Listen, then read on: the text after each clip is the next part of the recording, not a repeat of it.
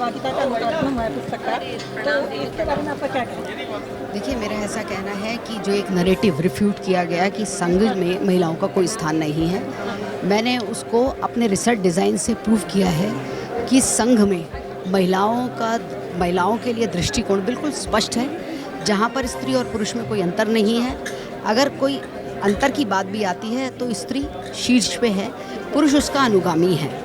और ये पुस्तक के माध्यम से कुछ अन्य महिलाओं को साथ में लेकर जीवन यात्रा से, कुछ प्रसंगों से, उदाहरणों से और जो है सरसंघ चालक जी के वक्तव्यों से पूरे रियल लाइफ को जोड़कर प्रदर्शित करने की कोशिश की। सभा के अध्यक्ष श्री विजेंद्र गुप्ता जी भी उपस्थित हैं। हमारे मध्य में सुनीता भाटिया जी, प्रांत कार्यवाहिका भी उपस्थित हैं, पीयूष जी, और जो बहुत ही सुंदर मंच संचालन भी कर रहे हैं और इस पुस्तक के प्रकाशक भी हैं, ऐसे मेरे भाई प्रभात जी हैं। मेरे पास शब्द नहीं है जिससे मैं आप सबका अभिनंदन करूं। शब्द भी मुझे ऐसा लगता है कि बौने पड़ जाते हैं, क्योंकि यहाँ पर जिनको आमंत्रण दिया गया है वो सब इस पुस्तक के कंट्रीब्यूटर्स हैं, विभिन्न क्षेत्रों से आते हैं, लेकिन सबके मूल में एक भावना कि मैं राष्ट्र के लिए कुछ कर जाऊं। इसके अतिरिक्त इस पुस्तक में, जो कि 264 पेज की है, मैंने 76 व्यक्तियों की चर्चा की है। वे व्यक्ति जो मेरे जीवन के अंदर आए, जिनसे मेरा बचपन से प्रत्यक्ष या अप्रत्यक्ष परिचय हुआ, और उन्होंने इस पुस्तक पर विचार किया, तो ये विचार मुझे ऐसा लगा कि बहुत ही समसामयिक और आज की एक आवश्यकताओं में से एक है। मुझे ऐसा लगता है कि संघ को लेकर जो लोग जानते नहीं हैं, जो लोग बूझते नहीं हैं, जिनको संघ का मतलब केवल इतना ही मालूम है कि संघ में महिलाओं का कोई स्थान नहीं है, या वो दोयम दर्जे की है, या संघ का प्रयास होता है कि महिला को चौके चूल्हे तक रखा जाए। और दुख इस बात का होता है, ये वो लोग कहते हैं जो लोग संघ को अच्छी तरह जानते भी नहीं। ऐसे में इस 47 वर्ष के अंदर मन में प्रश्न आया कि इसका उत्तर देना चाहिए, और इसका उत्तर सार गर्भित देना चाहिए, साइंटिफिक फैक्ट्स के साथ देना चाहिए। जो नरेटिव गढ़ा जा रहा है, इस संघ में महिला का कोई स्थान नहीं है। आप सब यहाँ पे कई रिसर्च स्कॉलर्स बैठे हुए हैं, पीएचडी किए हुए बैठे हैं। आप जानते हैं कि अगर हमें किसी नरेटिव को रिफ्यूट करना होता है तो उसके लिए हमें कोई रिसर्च डिजाइन बनाना पड़ता है, और जब रिसर्च डिजाइन बनाना पड़ता है तो हमें सोचना पड़ता है कि कौन सा रिसर्च डिजाइन होगा। तो मैं आपको बताना चाहती हूँ कि मेरी किताब का research design descriptive research design है, जिसके अंतर्गत जो मेरा स्कोप ऑफ स्टडीज है वो दोनों प्राइमरी सोर्सेज और सेकेंडरी सोर्सेज से है। What is the primary source? मैं स्वयं बचपन से लेकर अभी तक जो मैंने जिया है, उससे बड़ा लाइफ स्केच प्राइमरी सोर्स मुझे लगता है कोई हो नहीं सकता। और उसका दूसरा सोर्स है जो संस्थापक संघचालक जी, डॉक्टर साहब से लेकर डॉक्टर हेडगेवार जी से लेकर जो हमारे वर्तमान संचालक जी हैं, उनके वक्तव्य, उनके आलेख, उनके विचार, उनके प्रश्न और उनके उत्तर, उसको भी मैंने पढ़ा, समझा और इस पुस्तक का प्रारूप दिया।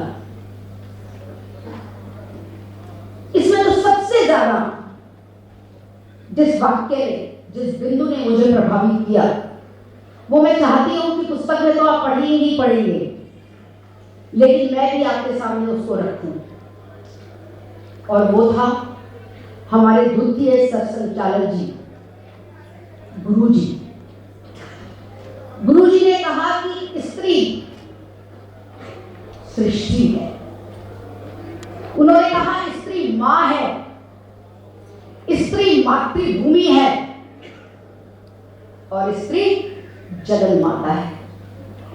और मैं आपसे ही पूछती हूं कि अगर ये तीनों रूप मिल जाए तो सृष्टि में बचा ही क्या है?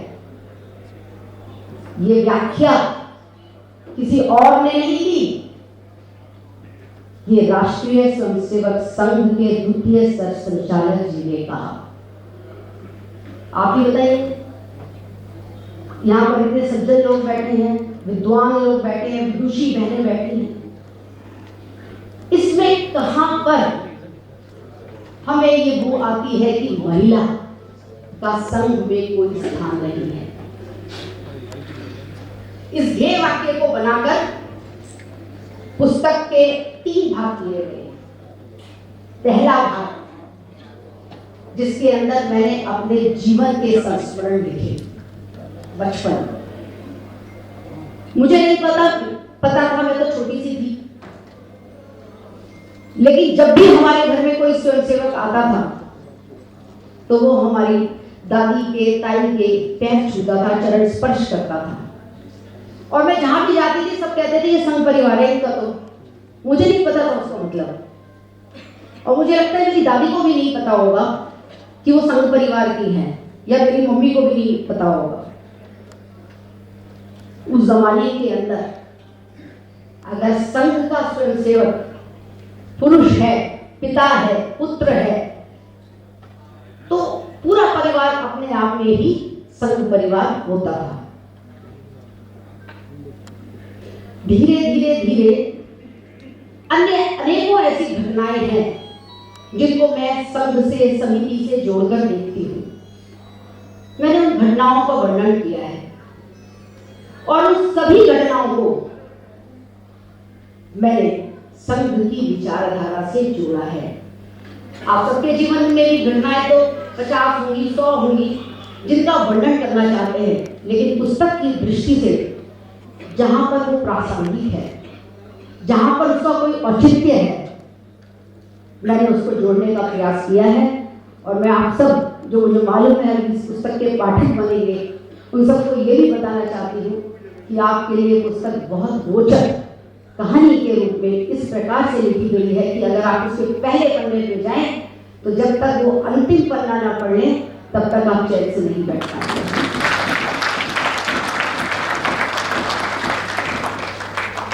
संघ के बारे में कहा जाता है कि स्वयंसेवक बड़े कठोर होते हैं।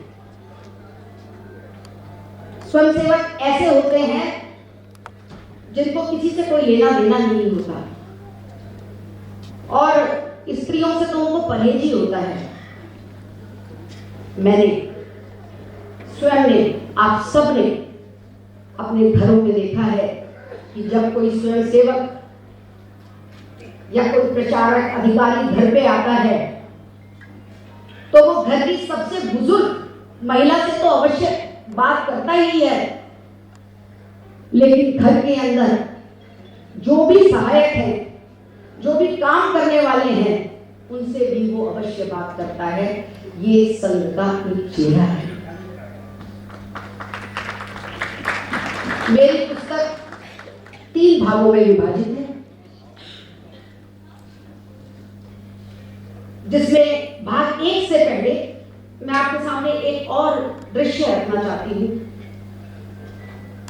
सरसंघचालक जी भी कई बार कहते हैं कि समिति और संघ दोनों समानांतर चलते हैं। They are the parallel lines, parallel lines हैं। और ज्योमेट्री का नियम क्या होता है कि पैरेलल लाइंस कभी मिलती नहीं है। सच है, दोनों की कार्यप्रणाली लगभग एक सी है। दोनों में शाखा लगती है, दोनों में वर्ग लगता है। व्यक्ति निर्माण, समाज निर्माण, राष्ट्र निर्माण और भारतीय सांस्कृतिक चेतना कैसे हृदय के अंदर जाए, कैसे हर भारतवासी के हृदय में जाए, ये दोनों का लक्ष्य होता है। लेकिन मेरी पुस्तिका ये कहती है कि कहीं ना कहीं ये दो समानांतर लाइन भी ज्योमेट्री के सिद्धांत को एक तरफ करके एक पॉइंट पे अवश्य मिल जाती है, जिसका नाम है राष्ट्र सर्वोपरि है। भाग 1, जिसमें बचपन से लेकर अभी तक के प्रसंगों का वर्णन है। जी आए हुए क्या यहाँ पर? एक प्रसंग मैं आपके सामने और रखना चाहती हूँ, जो आपको अपने आप ही बता देगा कि संघ में महिला का क्या स्थान है। बहुत समय पहले की बात है, लगभग 20-22 साल पहले। एक दिन हमारे घर का डोरबेल हुई। मैंने दरवाजा खोला, मेरी तबीयत खराब थी, सुबह का समय था, 8 बजे का। मैंने देखा कि एक स्वयंसेवक अपनी वेशभूषा के अंदर आए। उन्होंने पूछा, मैंने ड्राइंग रूम में बिठाया, उन्होंने पूछा कि विजेंद्र जी हैं क्या? मैंने कहा वो तो अभी नहीं है। मैं पानी लेने के लिए गई, पानी उनको दिया तो उन्होंने कहा कि आज भाभी जी आपकी तबीयत ठीक नहीं लग रही। तो मैंने कहा हाँ भाई साहब बिल्कुल ठीक कह रहे हैं, आज मुझे बुखार है। तो बोले अच्छा मैं चलता हूँ। मैं अपने बेडरूम की ओर, शेयर कक्ष की ओर दोबारा चली गई। फिर दोबारा लगभग 40-45 मिनट के बाद दोबारा फिर डोरबेल बजी। मैंने दरवाजा खोला और दरवाजा खोला तो देखा सामने में वही व्यक्ति खड़े हैं उसी वेशभूषा में, और उनके हाथ में एक कैसरोल है और वो कहते हैं भाभी जी मैं आपके लिए आलू के पराठे लेकर आया हूं, क्योंकि आपके ससुर जी को भी दुकान पे जाना है तो खाना कैसे बना पाओगी आप, इसलिए मैं आपके लिए ये लेके आया हूँ। ये है संघ में महिलाओं का स्थान। मैं बड़ी बड़ी बातें नहीं करना चाहती। मैंने पुस्तक में भी स्पष्ट किया है कि संघ की विचारधारा, संघ की philosophy, I am not the right person, I am a very small ordinary person. मैं छोटी छोटी बातें ही कर सकती हूँ। ये काम विद्वान और विदुषियों का है। मेरा काम है अपने जीवन के चरित्रों के माध्यम से, अपने प्राइमरी सोर्स से मैं कहाँ ये बता पाऊँ, कहाँ ये जतला पाऊँ कि ये 60 साल छोटा एक्सपेरिमेंट करने का समय नहीं है। जब हम एक्सपेरिमेंट्स करते हैं, जब थ्योरी बनाते हैं, तो हम कहते हैं जितना लॉन्ग पीरियड, तो हमारी थ्योरी उतनी ही सही बनेगी अगर हमारे experiments go for long time. 60 साल प्राइमरी सोर्स के लिए कोई छोटा पीरियड नहीं है। और विवाह भी एक स्वयंसेवक के साथ हुई, इसलिए ऐसी अनेकों घटने जीवन के अंदर है जिसके अंदर संघ और समिति की विचारधारा की वजह से वो डिसीजंस हुए, वो बात हुई, वो प्रसंग आए जिन्होंने कहा संघ में महिला और पुरुष बराबर हैं। 1936 में राष्ट्र सेविका समिति की संस्थापिका वंदनीय लक्ष्मीबाई केलकर जी ने कहा था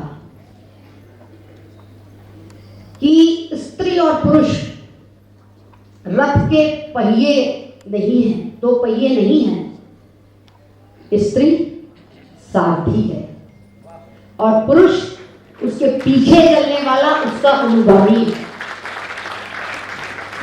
और इसका आभास, खाली आभास नहीं, ऐसे प्रसंग जीवन के अंदर अनेकों हुए हैं और मेरे जीवन में नहीं हुए।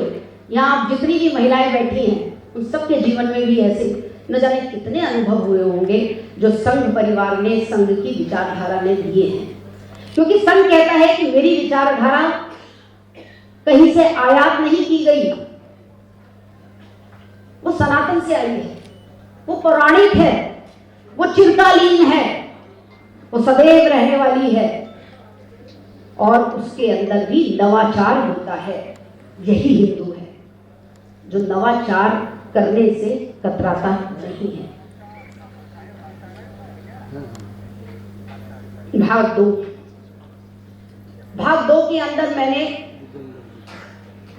प्रथम सर संचालक जी से लेकर वर्तमान सर संचालक जी के विचारों को, उनके भाषणों को अपने जीवन के इश्यूज से जोड़ा है, जो मेरे इश्यूज नहीं है, जो आप सबके इश्यूज हैं। क्या मतलब है महिला स्वतंत्रता का? क्या मतलब है महिला समानता का? क्या मतलब है महिला सशक्तिकरण का? क्या मतलब है सनातन का? क्या अपने धर्म का पालन करने से समस्या आती है या धर्म का पालन ना करने से समस्या आती है? इन सभी प्रश्नों के उत्तर जो हम सभी बहनों के लिए बहुत ही प्रासंगिक हैं, और खाली संघ की बहनों के लिए नहीं, ये इस भारत देश में रहने वाली हर बहन के लिए प्रासंगिक है। हर क्षण उसको इन प्रश्नों का सामना करना पड़ता है और उसके मन में आता है मैं सही कर रही हूँ, गलत कर रही हूँ, द्वंद्व। यहां पर मैं आपको एक वक्तव्य कुछ लाइनों का है जो आप सबके सामने भाग 2 से रखना चाहती हूं, जो मुझे लगता है कि आज के लिए बहुत ही प्रासंगिक है। वर्तमान सर संचालक जी, लगातार आप उनको सुनते हैं,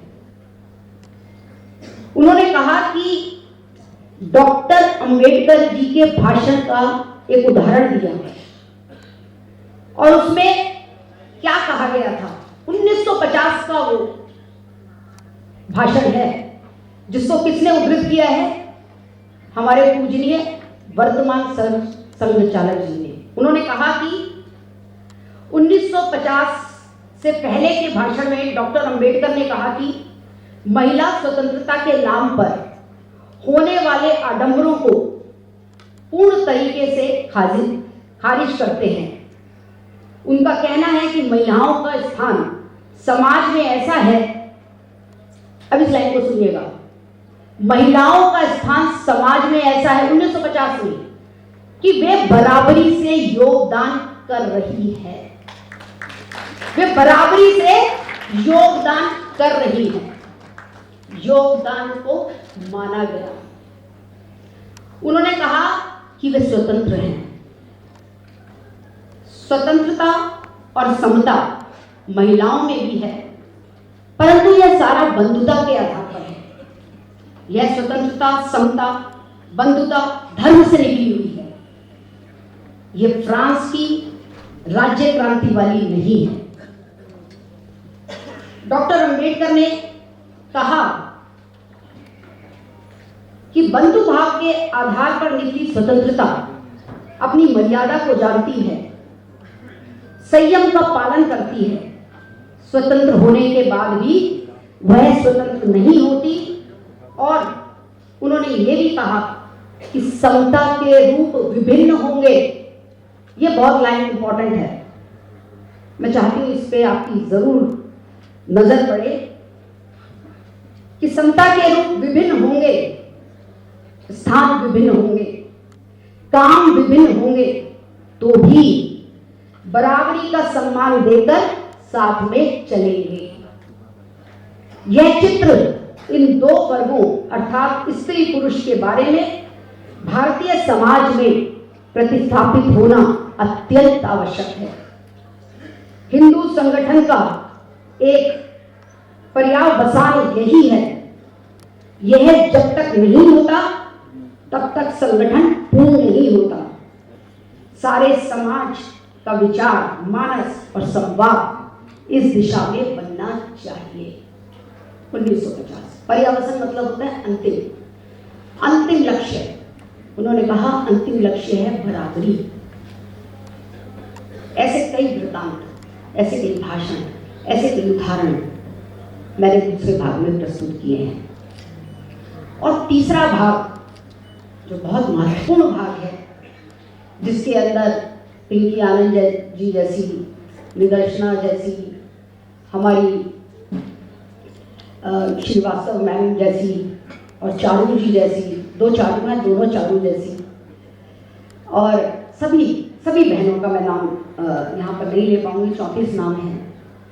मल्लिका जी नहीं है, उनकी तबीयत ठीक नहीं थी। संगीता जेटली जी जो कभी नहीं लिखती हैं, उन्होंने भी इसमें लिखा है। और सबका एक ही विचार मत है, एक ही विचार मत कि संघ को देखने के लिए सही दृष्टिकोण की आवश्यकता है। जहां पर भी समिति की बहन होती है, चाहे वो देश में हो चाहे विदेश में, वो कैसे परिवार चलाती है, वो कैसे जीवन जीती है, अगर कहीं किसी को देखना है तो वो देखे समिति के परिवारों में जाकर। इन सब उदाहरणों को मैंने प्रस्तुत किया है। पुस्तक के अंदर रोचकता की मैंने बात कर दी है, भाषा की मैंने बात कर दी है, बहुत ही सरल है। और मैं यहाँ पर सुनील जी को ये भी बताना चाहती हूँ कि ये पुस्तक केवल पुस्तक के लिए नहीं लिखी गई, ये पुस्तक एक उस नैरेटिव को रिफ्यूट करने के लिए लिखी गई है ताकि आने वाला इतिहास संघ को, समिति को, राष्ट्र के लिए काम करने वाली सभी संस्थाओं को सही दृष्टिकोण से देखें। हमारे पुस्तकालय, हमारे कॉलेजेस, हमारे जनसाधारण परिवार ऐसे लिटरेचर से भरे होने चाहिए।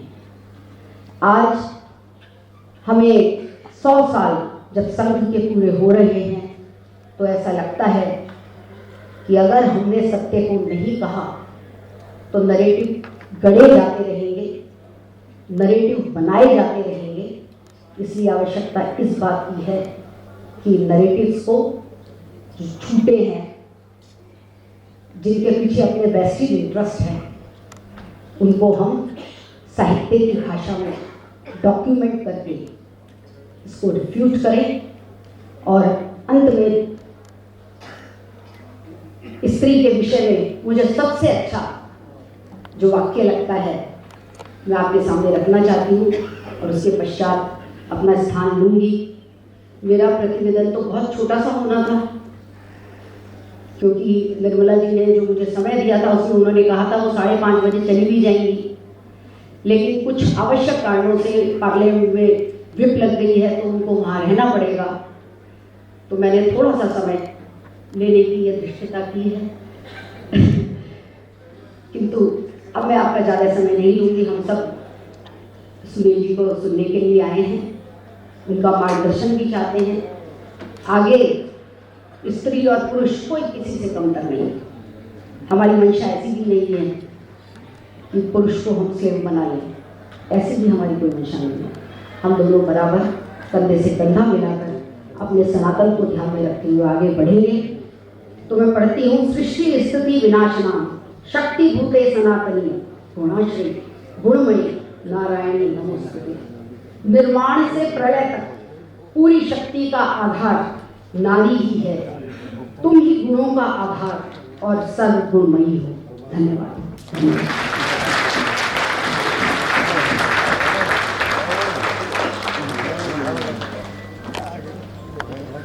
धन्यवाद आदरणीय शोभा भाभी जी, आप ये पुस्तक निश्चित रूप से, इसलिए आज जो देशभक्ति की भावना अगर परिवार में है तो ही वह परिवार तब जुड़ता है जब महिला उसका साथ देती है। नहीं तो कुछ ही समय कार्य करने के बाद परिवार की जिम्मेवारियां जब संभालनी पड़ती हैं तो पुरुष भी टूट जाता है, उतना कार्य नहीं कर पाता। जिस परिवार से महिला का पूर्ण सहयोग मिलता है, और आज तो महिला कार्य करके परिवार भी संभाल के साथ में देश कार्य हित संघ निकलती है। आज हमारे सामने बहुत से संगठन खड़े हैं जब महिलाएं इस तरह का कार्य कर रही हैं। ये बात के साथ ही मैं अपनी वाणी को विराम देती हूँ। धन्यवाद।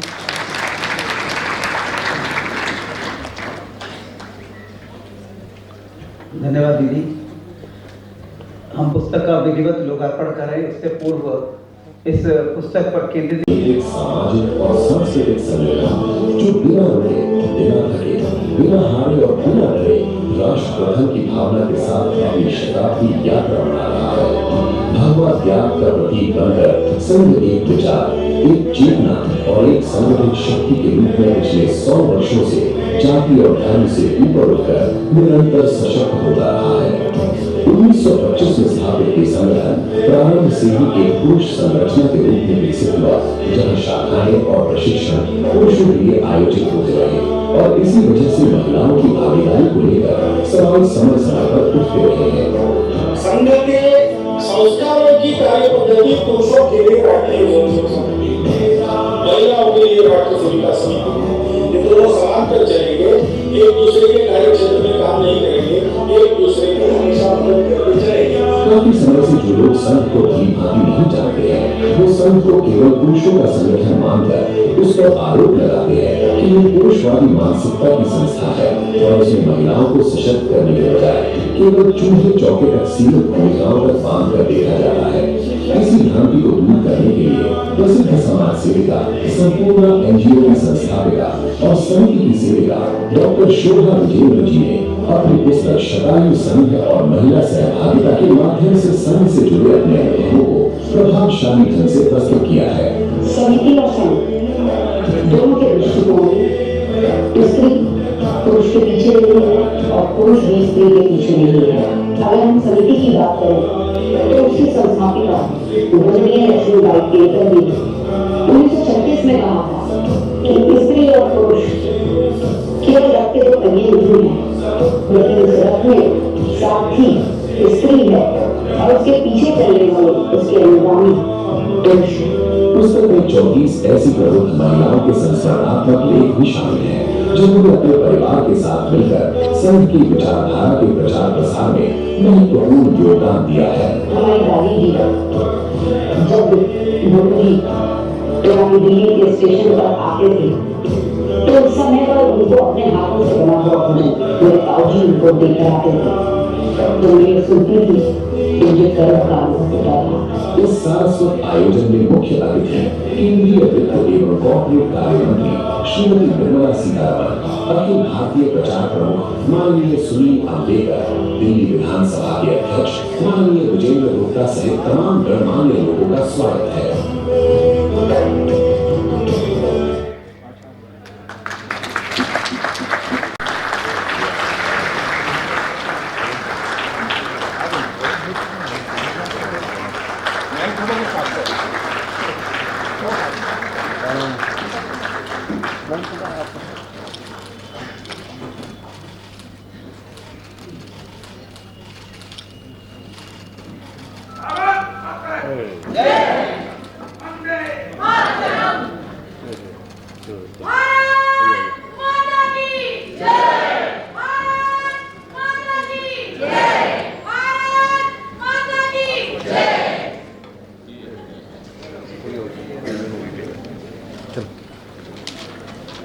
भावना है। शोभा जी तो एक स्वयं सेविका है, साधारण स्वयं सेविका है, वो प्रत्यक्ष किसी संघ की जिम्मेदारी में नहीं है, लेकिन जिस परिवार से वो आती है, जो माहौल परिवार का उन्होंने देखा बाल्यकाल से, अपने जन्म से, उसके माध्यम से जो उन्होंने वास्तविकता को महसूस किया, उसका आधार है ये पुस्तिका। आज का ये जो दिन है ये बहुत ही शुभ दिन है। ये हिंदू नव वर्ष की पूर्व संध्या पर हम इस सभागार में एकत्र हुए हैं और सबसे खुशी की बात यह कि नवरात्रि का पावन पर्व भी है। कल से नवरात्रि प्रारंभ हो रहे हैं।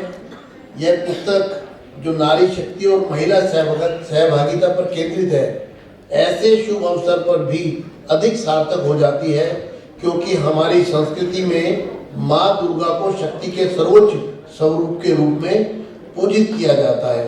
माँ दुर्गा नारी के सामर्थ्य, साहस और सृजनशीलता का प्रतीक है और यह पुस्तक उसी नारी शक्ति की विविध आयामों को उजागर करती है। इसलिए अब मेरा तो बहुत ज़्यादा बोलना बनता नहीं है, क्योंकि अब शोभा जी बैठी है तो मैं क्या बोलूँ। और क्या से ज़्यादा ये है, ये सवाल हो सकता है कि क्यों बोले।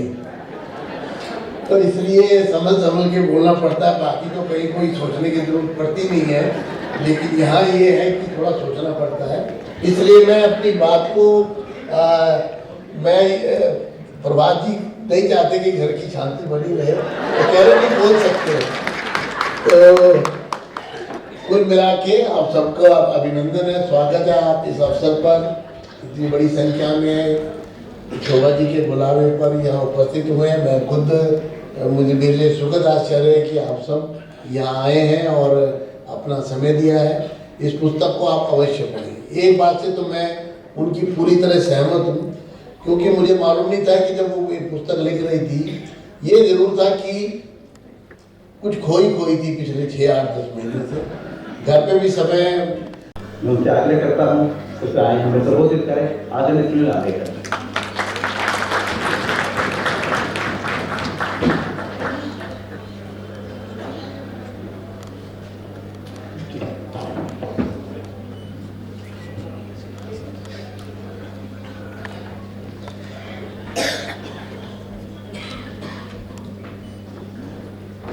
आज शतायु संघ और महिला सहभागिता विलक्षण एकात्मकता, इस पुस्तक के विमोचन के इस शुभ अवसर पर विशेष रूप से उपस्थित श्री विजेंद्र गुप्ता जी, लेखन और संपादक जिन्होंने किया है ऐसी शोभा जी, राष्ट्र सेविका समिति जी कार्यवाहिका सुनीता जी, प्रभात प्रकाशन के प्रभात जी, पीयूष जी, यहाँ बहुत सारे लोग, बहनें, सभी लोग उपस्थित हैं। सभी को बहुत बहुत बधाई।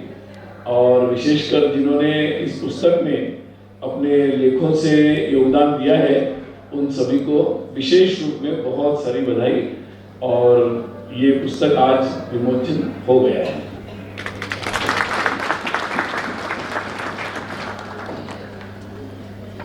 पुस्तक थोड़ी बड़ी है और इसलिए मैं ये तो नहीं कहूँगा कि पुस्तक में पूरी पढ़ के आया हूँ, वो अनुचित होगा। लेकिन जब मुझे पुस्तक के संदर्भ में जब पहली कॉपी दी थी बहुत दिन पहले, शायद 1.5 महीना 2 महीना पहले, तब तो उसका अंतिम स्वरूप नहीं था। तब मैंने बहुत सारे आर्टिकल्स जो उसमें थे और पढ़े थे, उस समय देखे भी थे। तो 100 वर्ष इस कार्य को हो गए। 1925 में डॉक्टर हेडगेवार जी ने नागपुर में इस कार्य की शुरुआत की थी।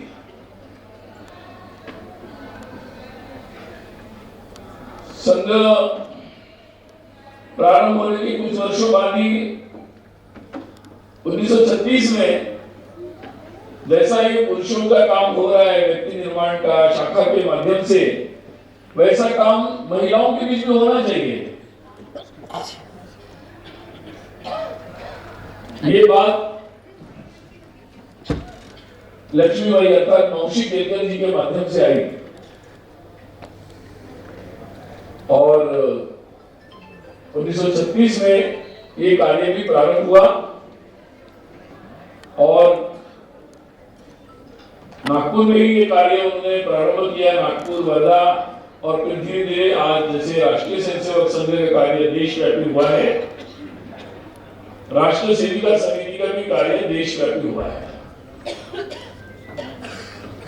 ये बात भी समझने की है और ये बात बहुत विलंब से नहीं हुई। संघ के जो संस्थापक थे डॉक्टर हेडगेवार जी, उनके समय में ये बात प्रारंभ हुई। किन कठिन परिस्थितियों में ये कार्य प्रारंभ हुए होंगे समझ सकते हैं। उस समय में इस तरीके से, मतलब आज से इतने वर्षों पूर्व पुरानी बात है, उस समय के सार्वजनिक जीवन में महिलाओं के सहभाग की स्थिति जैसी थी, मतलब बहुत कम सहभाग था। तो उस दृष्टि से अगर देखा जाए तो ये कार्य जो जमीनी तौर पर घर घर में जाकर करने का कार्य था, केवल सभा सम्मेलन का कार्य नहीं था। तो वास्तव में बिल्कुल नित्य रूप से रोज अपने मोहल्ले में, अपने घर में करने का एक व्यक्ति निर्माण का कार्य था। कभी कभी क्या होता है कि सार्वजनिक जीवन में लोग दो चेहरे भी रखते हैं। मंच पर जाकर या सार्वजनिक सभाओं में जाकर कुछ कहते हैं, फिर घर में आकर अपने पारिवारिक जीवन में आकर दूसरा एक चेहरा होता है। परंतु राष्ट्रीय स्वयंसेवक संघ हो या राष्ट्रीय सेविका समिति हो, उसके कार्य में ऐसा स्कोप ही नहीं था, क्योंकि वो कार्य ही घर से करना था, अपने मोहल्ले में करना था। रोज जिनको आप जानते हैं, रोज जहाँ रहते हैं, जहां से रोज जाते हैं, वहां करना था। केवल सार्वजनिक व्यक्तित्व का निर्माण नहीं था, ये वास्तविक रूप में अपने जीवन के हर मुद्दे पर अपने व्यक्तित्व को समाज जीवन के लिए अपने जीवन मूल्य के अनुसार, अपने संस्कृति के अनुसार ढालने का ये कार्य था। इसलिए जब कई बार लोग पूछते हैं कि मतलब संघ और महिला सहभागिता, तो मुझे लगता है कि ये बड़ी आश्चर्य की बात है कि 100 वर्ष के बाद भी ये चर्चाएं और इस बारे में बात समझाने की जरूरत पड़ रही है। तो कई लोग मुझे पूछते हैं कि क्या ये प्रश्न संघ और महिला ऐसा प्रश्न है। अभी कुछ दिन पहले मैं एक जगह गया था, तो मुझे उन्होंने प्रश्न पूछा कि संघ और मुस्लिम विषय में उन्होंने मुझे प्रश्न पूछा। मैंने कहा संघ और मुस्लिम का प्रश्न नहीं है, ये प्रश्न हिंदू समाज और मुस्लिम समाज का है। क्योंकि संघ की स्थापना के पहले ही हिंदू समाज और मुस्लिम समाज के बीच में बहुत कुछ घटित हो चुका है और बहुत सारी स्मरण, बहुत सारी स्मृतियां उसके दोनों तरफ तैयार हो चुकी है। वो हो सकता है कि दुखद भी बहुत सारी हो, ट्रैजिक हो, ये बहुत सारे घटनाक्रम हो चुके हैं और वहां भी समस्या इसी कारण से आ रही है क्योंकि जो हिंदुत्व का जो दृष्टिकोण है, जो भारत का दृष्टिकोण है, उसकी समझ ठीक से समाज में, हिंदू समाज में भी स्थापित न होने के कारण ये समस्या आ रही है। ये जो संघ और महिला सहभागिता का विषय जो आज उठाया जा रहा है, वो विषय भी इसीलिए आ रहा है। ये प्रश्न संघ और महिला का नहीं है, ये प्रश्न भारत का, हिंदुत्व का जो महिला दृष्टिकोण है, उसकी ठीक से समझ स्थापित न होने के कारण ये समस्या उत्पन्न हो रही है। जो लोग भारत का दृष्टिकोण या हिंदुत्व का दृष्टिकोण समझते हैं, उन्हें इस बारे में कोई मन में शंका नहीं रहती कि संघ का महिलाओं के बारे में क्या दृष्टिकोण होगा। शंका तभी उपस्थित होती है जब वो भारत का दृष्टिकोण पश्चिम के या बाहर के मध्य संप्रदाय है, उनके दृष्टि से महिलाओं की ओर देखकर भारत के दृष्टिकोण को वैसा ही समझना चाहते हैं, तब उन्हें समस्या आती है।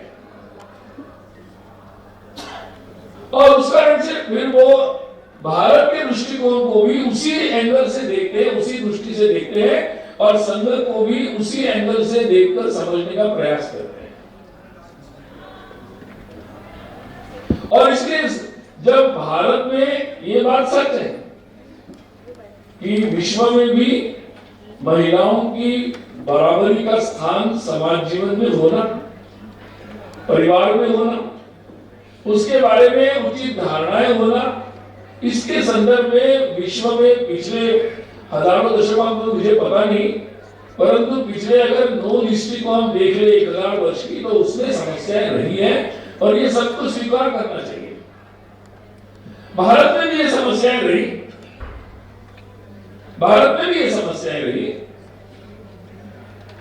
परंतु भारत में इन समस्याओं का उद्भव कैसा हुआ वो भी समझना पड़ेगा। पश्चिम में इन समस्याओं का उद्भव क्यों हुआ ये भी समझना पड़ेगा और उस उद्भव के सॉल्यूशंस भी उसके अनुसार सोचने पड़ेंगे।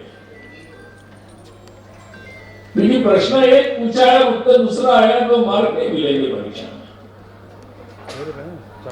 तो मुझे लगता है कि ये महत्वपूर्ण बेसिक बात समझने की बहुत ज्यादा जरूरत है,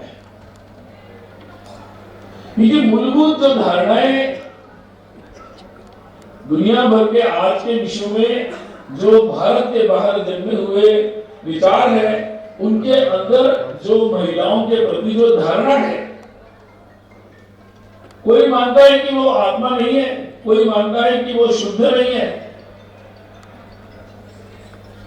और उन धारणाओं के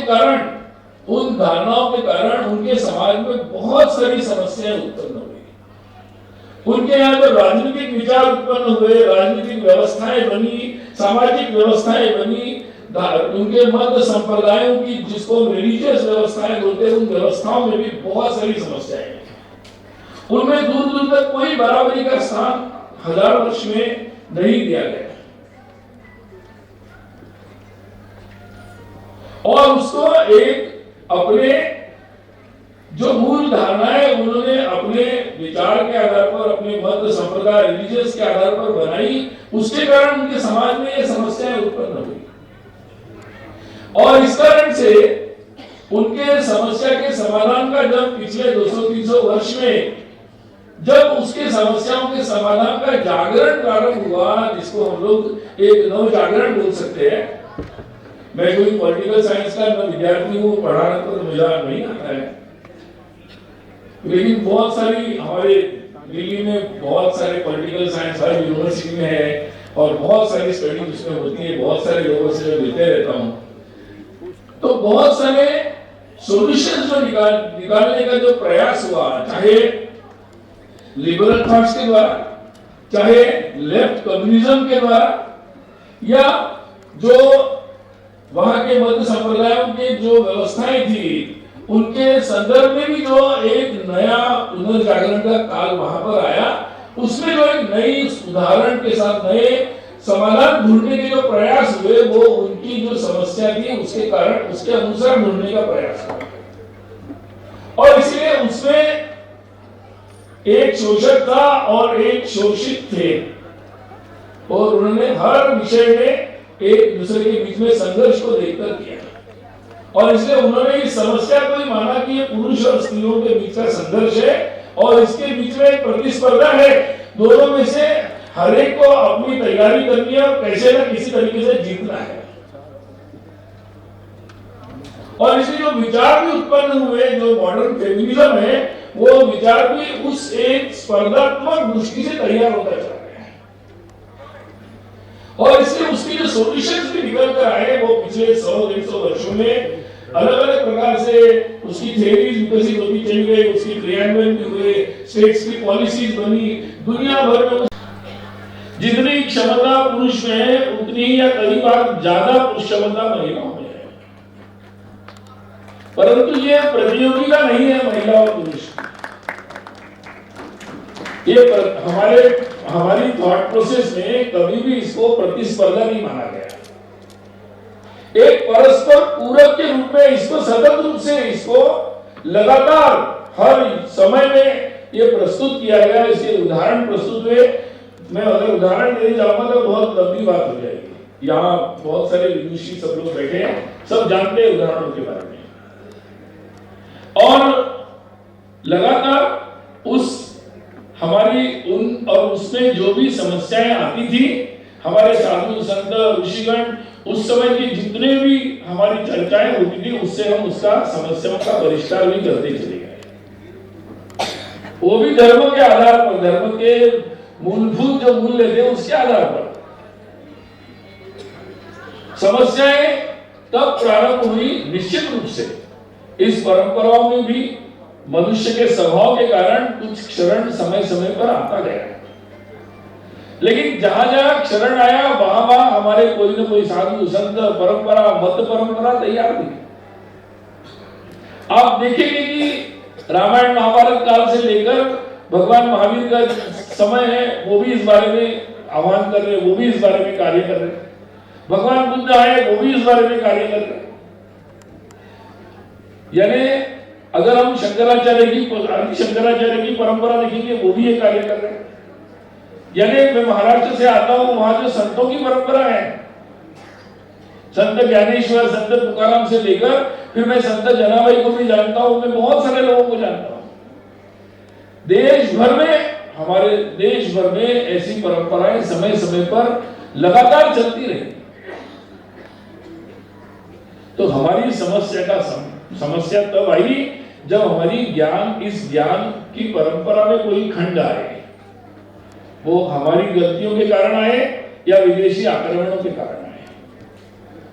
हमारी इस परंपरा के और ज्ञान के अभाव में, इस धर्म की अपनी समझ के अभाव में, उन व्यवस्थाओं के अभाव में या उसके कमजोर होने के कारण हमें समस्या आई है। इसलिए और जब वो कीमत देकर होता है तो हो सकता है कि हम तकनीकी दृष्टि से बहुत आगे बढ़ेंगे, आर्थिक दृष्टि से समृद्ध हो जाएंगे, लेकिन समाज में जिस तरीके का एक वातावरण होगा और जिससे जब नई समस्याएं आएगी उसकी लिस्ट बहुत बड़ी होगी। मुझे लगता है कि आज की जो पीढ़ी है, जिसको आजकल लोग सब जेनजी वगैरह कहते हैं, तो मुझे लगता है वो ज्यादा अधिक समझदार है, क्योंकि उनको मौका मिला है, वो देश दुनिया को पूरा देख रहे हैं, उन्हें वो भारत भी देख रहे हैं, भारत का पुराना भी देख रहे हैं, दुनिया का देख रहे हैं, दुनिया का भी पुराना देख रहे हैं, वर्तमान भी देख रहे हैं और उससे वो कंपेयर कर रहे हैं। उन्हें स्पष्ट रूप से पता है कि किसके पास क्या है और किसने क्या खोया है और हमें क्या पाना है। इसलिए भारत का मुझे लगता है जो नया कॉम्बिनेशन बनेगा, वो कॉम्बिनेशन बाजार और तकनीकी के आधार पर हमारी संस्कृति और परिवारों का गठन नहीं होगा। तो हम जिस तरीके से, हमारी नई पीढ़ी जो है वो बहुत समझदार है, वो नई पीढ़ी हम कैसा जीना चाहते हैं, हमारी संस्कृति क्या है, हमारे मूल्य क्या है, उसके अनुसार हमें कौन सी टेक्नोलॉजी चाहिए वो है तो लेंगे, नहीं तो वो टेक्नोलॉजी बनाएंगे और उसके आधार पर अपने नई बाजार की व्यवस्था अपनी बनाएंगे, नई उत्पादन की व्यवस्था बनाएंगे। क्योंकि जब तक हम ये पहल नहीं करते, जब तक हम ये सोच के चलते हैं कि भाई क्या करें, टेक्नोलॉजी आ गई, क्या करें भाई, बाजार आ गया, क्या करें भाई, ऐसा हो गया, तो फिर वो ये भारत नहीं होगा। भारत तो वो है कि जहां लोग अपने कर्तृत्व से, अपने विचार के आत्मविश्वास के साथ जीवन और संस्कृतियां गढ़ते हैं, वो भारत है। और मुझे लगता है कि शायद हो सकता है कि पिछले 200, 300, 400 वर्षों में भारत की स्थिति ऐसी नहीं थी, तो जीवन के, सांस्कृतिक जीवन में बहुत सारे निर्णय हम नहीं कर पाए। दुनिया भर में जो बातें स्थापित होती चली गई, उसमें महत्वपूर्ण भूमिका शायद हम नहीं निभा पाए। परंतु अब यह समय है कि जिस समय हमें खुले दिमाग से सोचना है कि हमारी जो हमारी संस्कृति है, हमारी परिवार की व्यवस्था है, हमारे सामाजिक जीवन से जो महिलाओं के प्रति हमारा समानता का दृष्टिकोण है, एक सुंदर और पवित्रता के रिश्तों की हमें जो समझ है, जिसके हमारे पूर्वजों ने अभ्यास किया है, उसकी जो सुंदरता है, उसको जितना जानना, समझना ये बहुत ज्यादा आवश्यक है और पूरी दुनिया वो जानना चाहती है। आप कहेंगे कि मैं कैसा कह रहा हूं, अगर ऐसा न होता तो आज के जमाने में जहां एआई तक पहुंच गए, वहां सबसे मॉडर्न देश हमारे सबसे पुरानी योग को क्यों ले रहे? ये बड़ा महत्वपूर्ण प्रश्न है।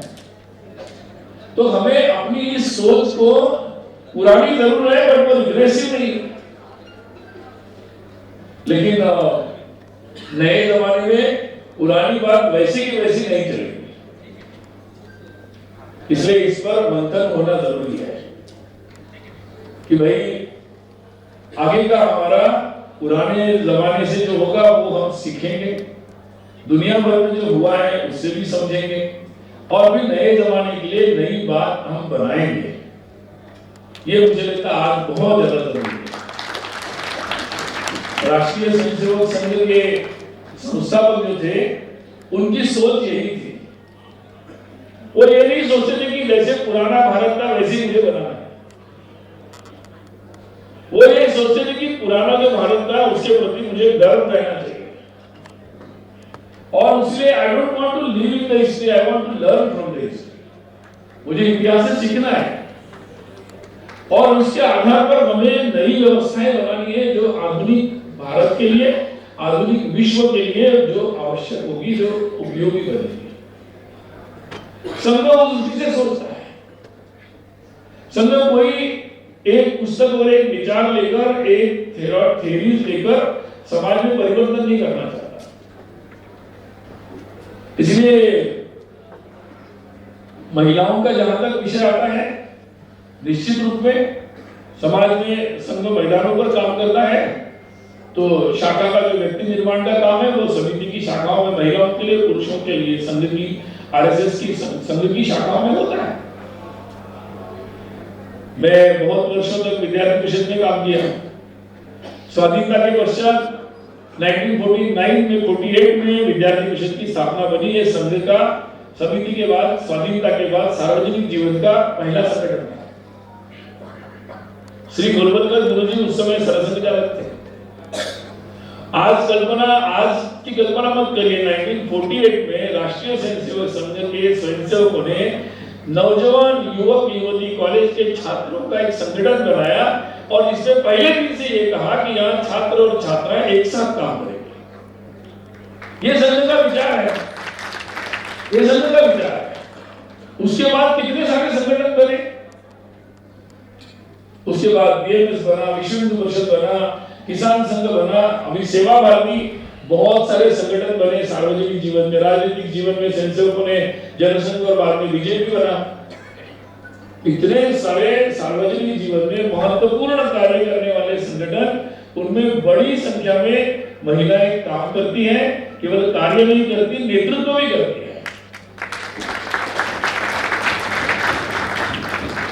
मैं तो कई बार पूछता हूँ हमारे कई सारे अलग अलग विचार के लोगों को कि आप थोड़ा आईडी में जाकर अपने संगठन में देख लीजिए, फिर संघ की ओर पूछिए कि भाई संघ के विचार क्या है।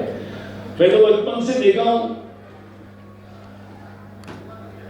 कि घर में तो हम लोगों ने माँ से सीखा, जैसे हम सभी सीखते हैं। जब मैं कॉलेज में पढ़ने के लिए आया तो नागपुर में मेरा नागपुर का संगठन मंत्री कोई विद्यार्थी नहीं था। हमारी मनीषा जी थी, वो अपना ग्रेजुएशन करने के बाद फुल टाइमर के रूप में नागपुर आई थी। वो मेरी पहली संगठन मंत्री थी। पहला पाठ तो मैंने उनसे लिया कि विद्यार्थी से काम कैसे करना है। फिर हम लोग आगे बढ़े तो गीतादाई जी थी। गीतादाई से हम लोग देश भर में प्रवास कैसे करना से लेकर सब पाठ उन्हीं से लेते थे, अभी भी लेते हैं। तो मुझे लगता है कि जितनी सहजता से जैसे हम अपने परिवारों में रहते हैं, उसी तरीके से संघ परिवार में भी इसी तरीके से चर्चाएं, विचार विमर्श, सहभाग सब कुछ होता है। और उसी तरीके से संघ अपने पारिवारिक पद्धति से लगातार कार्य करता है। मैं कई बार सोचता हूं कि मैंने तो मुझे किसी ने पूछा कि आपने ये भारत माँ के प्यार कैसे सीखा। मैंने कहा मैं अपनी माँ से प्यार करता था, उसी से मुझे समझ में आया संघ में आने के बाद कि उसी का एक्सटेंशन संघ क्या है। जैसे हम अपने घर में माँ से प्यार करते हैं, संघ में आने के बाद एक्सटेंशन होता है और हम भारत माँ से भी उतनी भक्ति से बात करते हैं। इट इज एक्सटेंशन, वही संघ की यात्रा है, संघ की वही यात्रा है। और ये लगातार सतत रूप से ये सारा कार्य लगातार चल रहा है। आज देखिए, इसलिए संघ, कई लोग पूछते हैं कि संघ के संगठन में कितनी महिलाएं, संघ के नेतृत्व में कितनी महिला। मुझे लगता है ये निश्चित रूप से संघ अपने तौर पर समाज के हर क्षेत्र में कैसे महिलाएं आगे आ रही है, तो वहां जो भी पूरक भूमिका बनती है उसके लिए प्रयास करता है। परंतु जैसे सरसंघचालक जी कहते हैं कि महिलाओं के एम्पावरमेंट के लिए पुरुषों की जरूरत नहीं है, देश की एम्पावरमेंट के लिए महिलाओं की जरूरत है, उनके सहभाग और योगदान की जरूरत है। वो मुझे लगता है एकदम सटीक है इस बात के लिए। और आज उस दृष्टि से देखा जाए, इसलिए हमें समीक्षा ये करनी है कि भारत में महिलाओं की सहभागिता कैसे बढ़े, जल्दी से बढ़े। इस पर मुझे लगता है कि सब लोगों को मिलकर चर्चा करने की जरूरत है। और संघ में जब भी हमारी बहनें एकत्रित आती हैं तो इसी बात पर चर्चा करते हैं, चाहे समिति में हो, चाहे महिला समन्वय में हो, चाहे किसी संगठन में हो, इसी बात पर चर्चा होती है। इस बात पर चर्चा नहीं होती कि उसमें पुरुषों का स्थान कितना है, महिलाओं का कितना है। चर्चा इस बात पर होती है कि देश में, समाज में, जीवन के हर क्षेत्र में महिलाओं की जो सहभागिता है, उपस्थिति है, वो क्वालिटेटिव और क्वांटिटेटिव कैसे आगे आगे आगे चलेगी, इसी पर चर्चा है। ये संघ की काम करने की पद्धति है।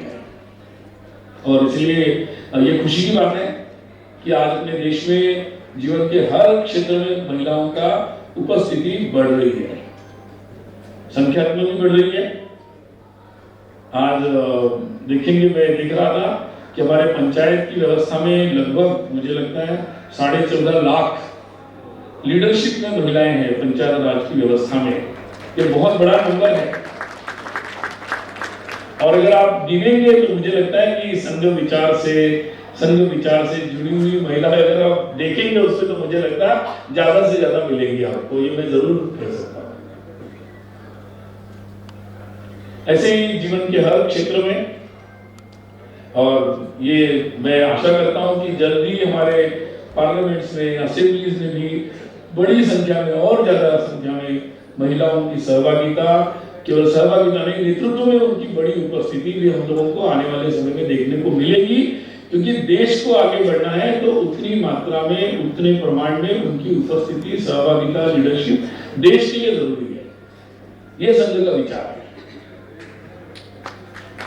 और इसीलिए आज मुझे लगता है कि हर क्षेत्र में हम सब लोगों के लिए विचारणीय है कि जिस तरीके से लगातार ये प्रयास चल रहा है कि हर तरीके से हर क्षेत्र में लगातार, चाहे वो जनजातीय क्षेत्र हो तो वहाँ छात्राओं के हॉस्टल्स चालू हो, उसमें उनकी सहभागिता बढ़े, हर संगठन में बढ़े, हर तरीके से जितने भी प्रकार हो सकते हैं उस तरीके से सारे प्रयास चल रहे हैं। और जितनी भी समस्याएं हैं उसके समाधान के लिए भी बहुत सारी हमारी बहनों ने, जो संघ विचार से प्रेरित है, समिति से, विविध संगठन से, उन्होंने बहुत सारी पहल की है। हर विषय को वो छू रहे हैं। तो ये पूरा एक यात्रा है। ये केवल संघ की यात्रा नहीं है। मुझे लगता है संघ की यात्रा और भारत की यात्रा अलग नहीं कर सकते, क्योंकि संघ की यात्रा ही प्रारंभ हुई भारत की यात्रा को आगे बढ़ाने के लिए। उसका उद्देश्य ही वो था। और इसीलिए मुझे लगता है कि संघ को इसमें खुशी नहीं है कि केवल संघ के या संघ के संगठन में कितनी महिलाएं आई। तो संघ का वास्तविक सपना ये है कि पूरे भारत में महिलाएं और अधिक से अधिक सुरक्षित, भयमुक्त होकर एक आत्मविश्वास के साथ किस तरीके से जीवन के हर क्षेत्र में लीडरशिप करने में आगे आए। उसके लिए जो भी करना होगा, जितनी भी ताकत लगानी होगी, परिश्रम करने होंगे, उसमें हम कैसे काम कर सकते, इसी पर संघ में लगातार विचार विमर्श होता रहता है। और संघ के 100 वर्ष हुए हैं।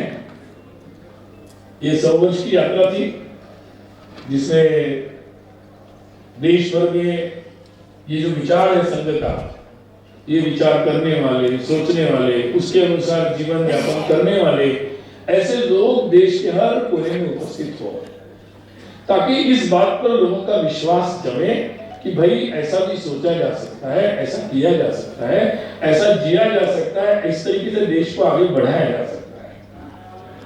मैं एक बात जरूर कहूंगा, मैं नहीं कहूंगा कि ये सब संघ के कारण हुआ, लेकिन ये देश में हो कि लोग देश पर विश्वास करें, कि भारत की क्षमताओं पर विश्वास करें, भारत की संस्कृति पर विश्वास करें, भारत के समाधानों पर विश्वास करें, ये भारत माता की जय बोलना उनको अच्छा लगे, ये मुझे लगता है कि निश्चित रूप में देश में हुआ है।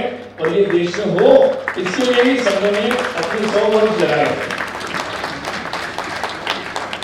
इसी काम में संघ ने अपने 100 वर्ष लगाए हैं। तो आज जब ये वातावरण समाज में इस तरीके से हो रहा है कि पूरा समाज, और शताब्दी वर्ष में हम जहां भी जा रहे हैं, केवल पुरुष नहीं, पूरे समाज में माता भगिनी सब लोग जिस तरीके से अभी हमारी अखिल भारतीय प्रतिनिधि सभा की बैठक हुई, और उसमें जिस तरीके से हमने सुना है कि चाहे गुरु संपर्क में, हिंदू सम्मेलनों में, या जहां जहां भी जो कार्यक्रम हुए उन सब में जिस तरीके से पूरे समाज में, पूरे परिवार में, हमारे हर आयु के महिला, माता भगिनी सब ने जिस तरीके से बढ़ चढ़कर एक उत्साह दिखाया है, हर तरीके के काम में सहभागी होने का उत्साह दिखाया है, मुझे लगता है ये नया भारत है, जो जहां लोग केवल दर्शक नहीं बनना चाहते तो, या केवल एक शुभकामना नहीं देना चाहते, तो प्रत्यक्ष सहभागी होना चाहते हैं। तो ये नया भारत है, और मुझे लगता है कि इस दिशा में आगे बढ़े। इसी दृष्टि से संघ की इस तरीके का कार्य हर जगह पहुंचे, ये विचार पहुंचे, और इस तरीके से ये कार्य आगे बढ़े, इसमें ही ये पूरी शक्ति आगे भी लगेगी और निश्चित रूप से ये जो आज ये पुस्तक के विमोचन के निमित्त हम आए, जितनी भी हमारे लगभग 34 और आपको मिलाकर 35 लोगों ने इसमें अपने विचार और अनुभव दोनों लिखे हैं। मुझे लगता है कि ये प्रतीकात्मक है। देश में ऐसे लाखों करोड़ों लोग, महिलाएं हैं जिनके पास ऐसे अनुभव होंगे और निश्चित रूप से आपके इन अनुभवों से या इस पुस्तक के प्रयास से उनको भी प्रेरणा मिलेगी और सब मिलकर। और ये पुस्तक केवल महिलाओं को पढ़ने के लिए नहीं है, ये पुस्तक सभी लोगों को पढ़ने के लिए है। ऐसा ध्यान में रखकर यहाँ से जाएं। पुनः एक बार आप सबको बहुत सारी शुभकामनाएं।